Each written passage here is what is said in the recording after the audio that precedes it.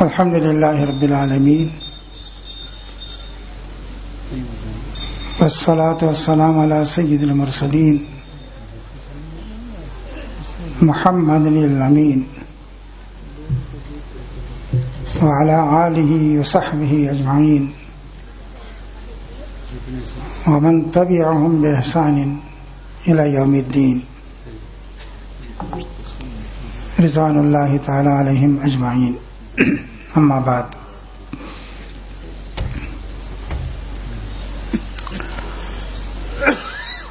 بزرگوں،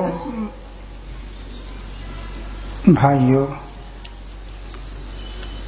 عزیزوں،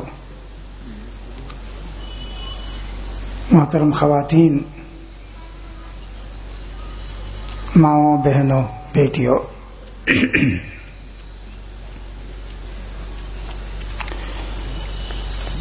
علاقۂ میرٹھ کے اس اجتماع میں میں آپ سب کا خیر مقدم کرتا ہوں. اللہ تعالی سے دعا ہے کہ جس مقصد کے لیے یہ اجتماع رکھا گیا ہے وہ مقصد پورا ہو، اور ہم یہاں سے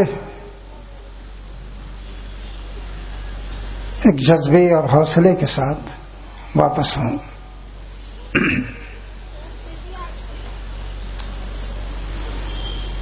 ابھی آپ کے سامنے یہ بات آئی ہے، یہ اجتماع جو اس وقت شروع ہوا ہے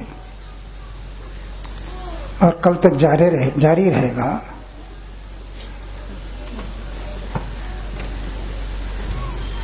تو اس اجتماع میں مختلف پہلوؤں سے یہ بات ہمارے سامنے آئے گی کہ اسلام دین رحمت ہے.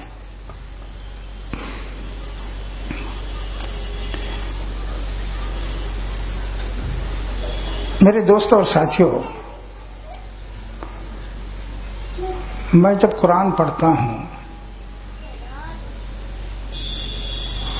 تو یوں محسوس ہوتا ہے جیسے یہی بات قرآن میں ہر جگہ کہی گئی ہے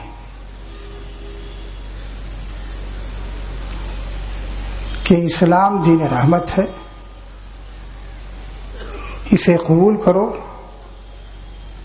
اللہ کی رحمت تم پر نازل ہوگی، دنیا میں امن اور سکون کے ساتھ رہ سکو گے،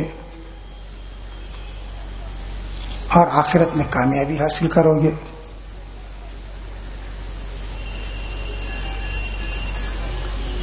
یہ بات قرآن کے ہر صفحے پر آپ کو ملے گی.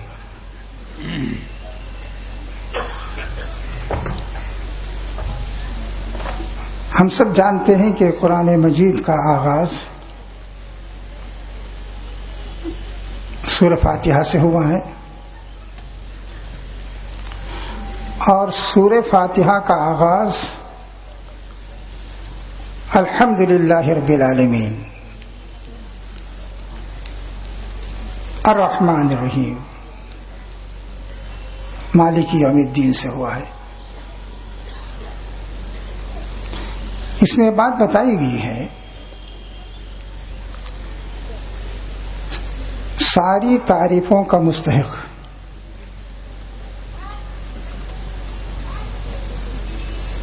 اللہ ہے،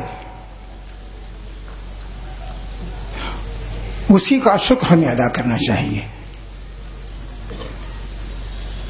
اس کے علاوہ دنیا میں کسی کا ایسا احسان نہیں ہے کہ آدمی اس کے سامنے سر جھکائے. تو وہ اللہ ہے، وہ معبود ہے، اسی کی پرستش ہونی چاہیے، اسی کے حکام پر چلنا چاہیے، اس لیے کہ وہ ساری دنیا کو پال رہا ہے.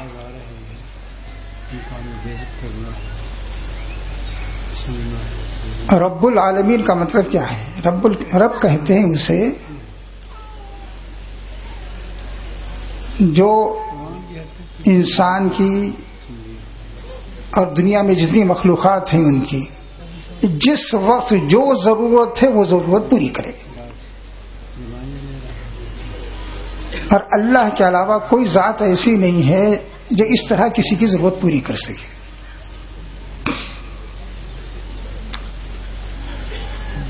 بچہ جب ماں کے پیٹ میں ہوتا ہے تب اس کی کچھ ضرورتیں ہوتی ہیں،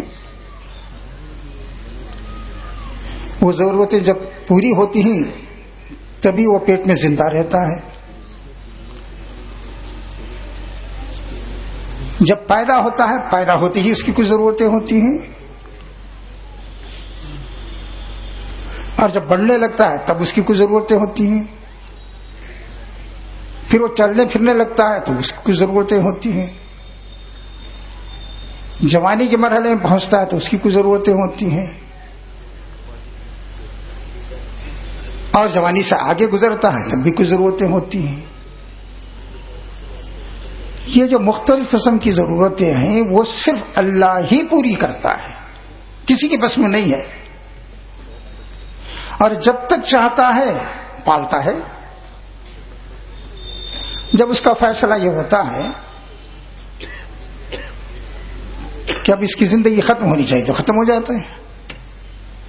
تو بات کا آغاز ہی اس سے کیا گیا،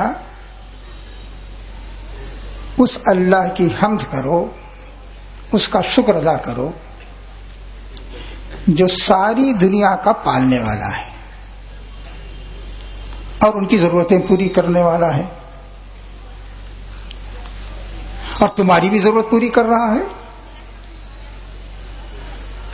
اور اگر وہ ایک لمحے کے لیے بھی تمہیں نظر انداز کر دے تو تم نہیں رہ سکتے یہاں۔ اس کے بعد فرمایا کہ وہ کیوں یہ سلوک کرتا ہے۔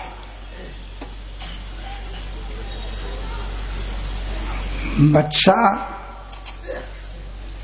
ماں کے پیٹ میں ہو یا انڈے کے اندر ہو یا کہیں بھی ہو تو وہیں سے اس کی نگرانی کیوں کرتا ہے؟ تو کہا کہ وہ رحمان ہے اور رحیم ہے۔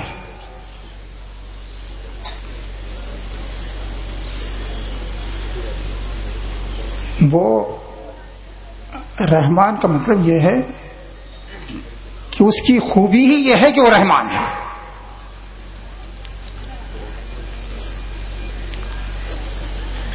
رحمان اسے کہتے ہیں بہت زیادہ رحم کرنے والا، اور جس وقت جو ضرورت ہے وہ پوری کرنے والا۔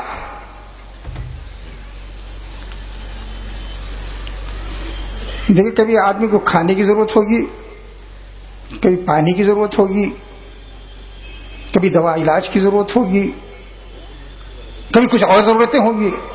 جس وقت جو ضرورت ہو وہ پوری کر دے، وہ رحمان ہے۔ اور رحیم اسے کہتے ہیں جو ہمیشہ رحم کرے۔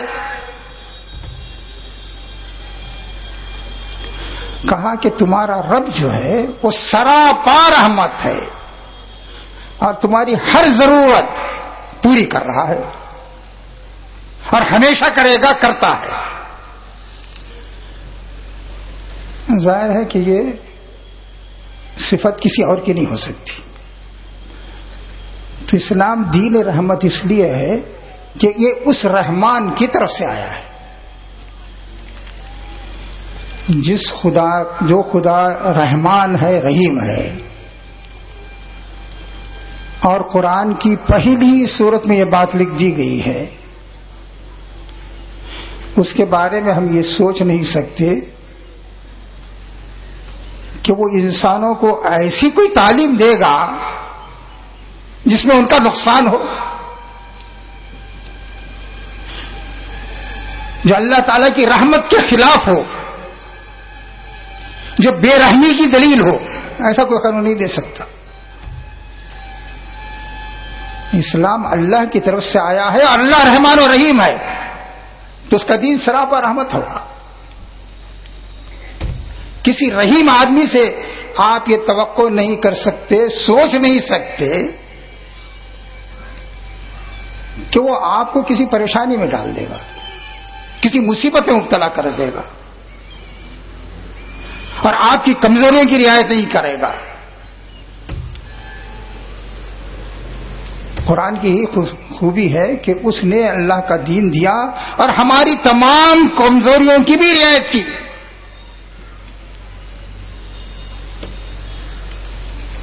قرآن کی پہلی ہی آیت سے بات یہاں شروع ہوتی ہے کہ وہ رحمان ہے، وہ رحیم ہے۔ آخرت آئے گی تو وہاں حساب لینے والا ہے، اس سے دعا کی درخواست کی گئی ہے، سیدھا راستہ دکھا، تو وہ ظلم کا راستہ دکھائے گا۔ ہم اس سے دعا کر رہے ہیں اہدنا الصراط المستقیم، نہیں ممکن نہیں ہے۔ اور یہ ایسا دین ہے جس میں انسان کو سیدھا راستہ بھی دکھایا گیا ہے ہر معاملے میں، اور اس کی کمزوریوں کی بھی رعایت کی گئی ہے۔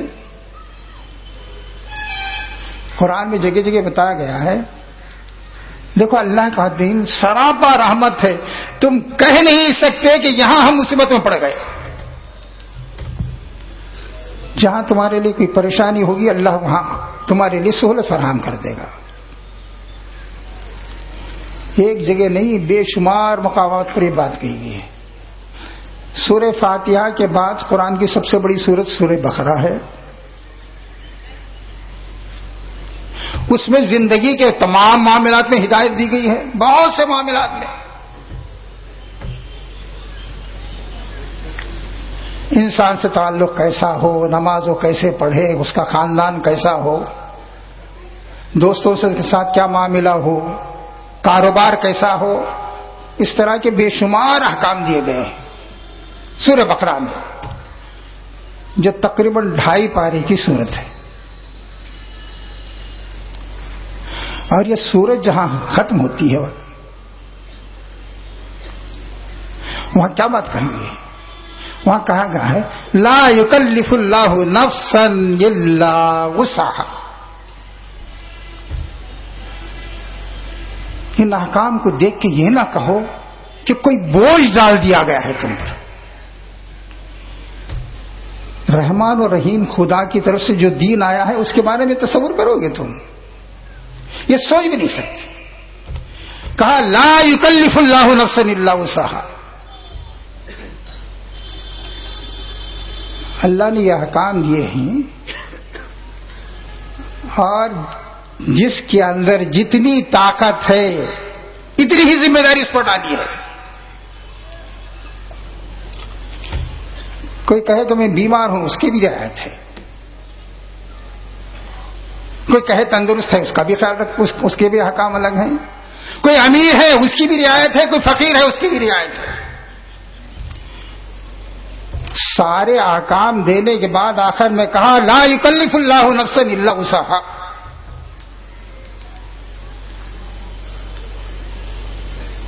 دیکھو جس کے اندر جتنی طاقت ہے اتنا ہی بوجھ ڈالا گیا ہے اس پر۔ اور جگہ جگہ کہا گیا یرید اللہ بکم اليسر ولا یرید بکم العسر۔ روزے کے حکام دے کے کہا گیا کہ یہ نہ کہو کہ بڑا پہاڑ رکھ دیا گیا تمہارے سامنے۔ اللہ تو آسانی چاہتا ہے، تمہیں مشکل میں ڈال کے، مصیبت میں ڈال کے اسے کوئی مزہ نہیں آنے والا ہے۔ اللہ آسانی چاہتا ہے۔ ہر جگہ جگہ کہا گیا ما جعل علیکم فی الدین من حرج، دین میں کوئی تنگی نہیں ہے کہ آدمی کہے کہ سب اس مصیبت سے کیسے نکلو۔ ہر طرح کی سہولتیں فراہم کی گئی، اس لیے کہ یہ دین خدا کا ہے اور خدا رحمان و رحیم ہے۔ پھر آپ دیکھیے، اگر ہم اللہ کو مانتے ہیں اور اسے رحمان و رحیم بھی تسلیم کرتے ہیں، دیکھیے اگر اس دنیا کا کوئی خدا ہے یقیناً وہ رحمان و رحیم ہے، ورنہ انسان یہاں باقی نہیں رہ سکتا۔ اور اس کے بارے میں یہ سوچا نہیں جا سکتا کہ وہ بندوں کو پیدا کر کے مصیبت میں ڈالے گا۔ جو سمجھتا ہے وہ خدا کو نہیں سمجھتا۔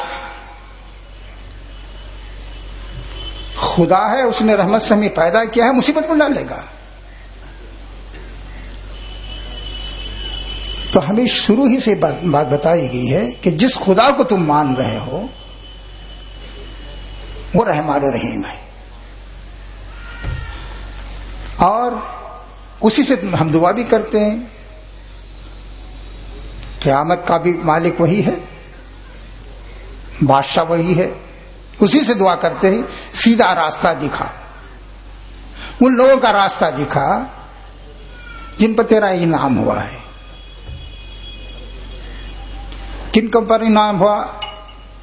اللہ کا انعام ہوا پیغمبروں پر، ان کے جانشینوں پر، اس کے دین پر چلنے والوں پر، اس کے احکام کی جنہوں نے پابندی کی ان پر اللہ کا انعام ہوا.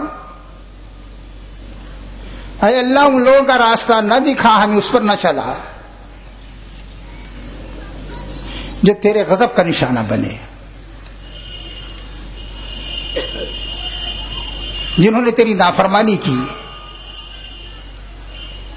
جن پر تیرا عذاب نازل ہوا، جو قیامت میں تیری نعمتوں سے محروم